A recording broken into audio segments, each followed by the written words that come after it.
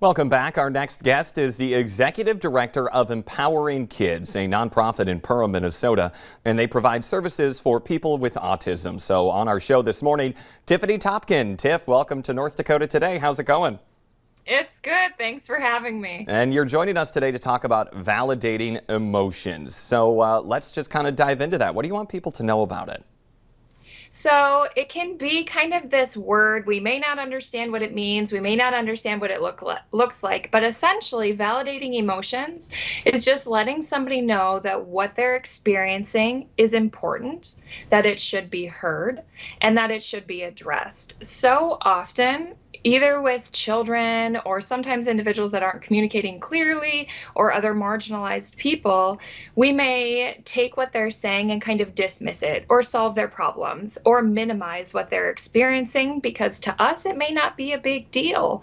But when we do that, we're telling them that their feelings aren't important, that what they need shouldn't be heard and discussed, and that reduces their self-esteem, and it's going to decrease the chance that they have a conversation about it with you in the future.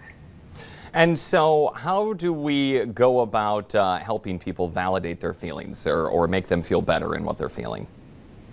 It can be really tricky, and at first it can feel pretty clunky. So we just need to try. That's the best thing. And I think one of the ways that we learn is by doing and by watching. So Jordan, I'm going to kind of ask if you'll do a little bit of a role play with me here. And the first time I'm going to dismiss what you're feeling, and then the second time we'll go through it again and I'll validate your emotions. So tell me about a time that you have had some type of strong feeling. Some type of strong feeling. Okay.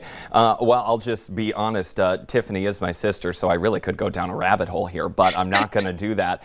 I am going to talk about, though, a time when you meet new people and they talk about your job and they, no matter what job it is, and they kind of like feel like it's nothing. So like people, hey, what do you do? I'm a news anchor. Well, I hate the news. They'll say that. And that'll kind of get under my skin a little bit. Yes. And so if you are saying, I'm a news anchor, and my response to you is, I hate the news. The news is stupid. The news is negative. Everything is skewed. I think that's a dumb job.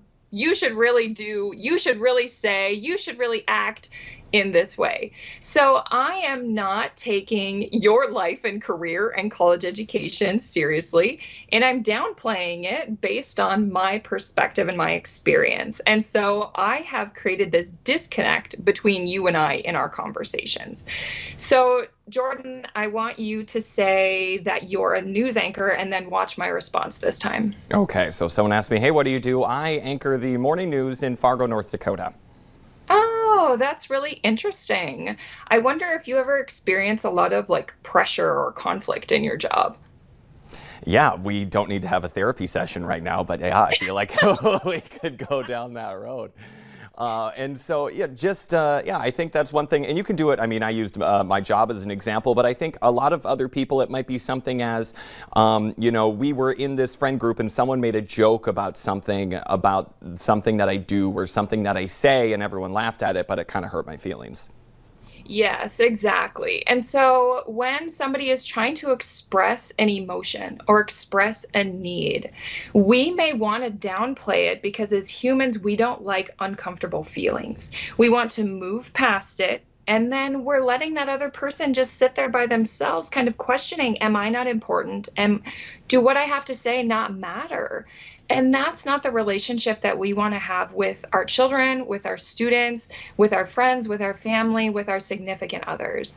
So when someone comes in and they say they've had a bad day, rather than saying, my day was worse, that doesn't really sound like a bad day.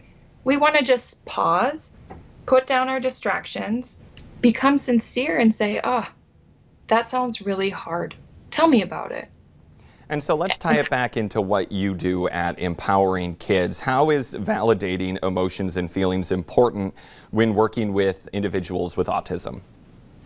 Especially in individuals with autism that struggle so much with communication and social interaction, oftentimes in their days, they're not heard, they're not understood, they're not felt to be important.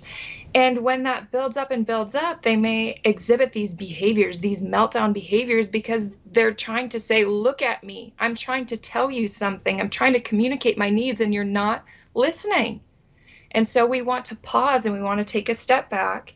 We want to watch what they're doing and try to engage with them to let them know that they are heard, they are seen, they are important, and to validate those feelings and experiences. They are seen, they're heard, they're important. That goes for a lot of people out there and good in a lot of situations. Tiffany Topkin with Empowering Kids Perm. You can find their information on their Facebook page. We'll also have this posted on our website as well. Thanks for being on with us today. Have a good rest of your day. Yeah, you too. Okay, thanks. Coming up here on today's show, what should you feed your child? Now, a board-certified pediatrician and mom, Dr. Candace, she joins us to break down some new dietary guidelines. To stick around to see what those are.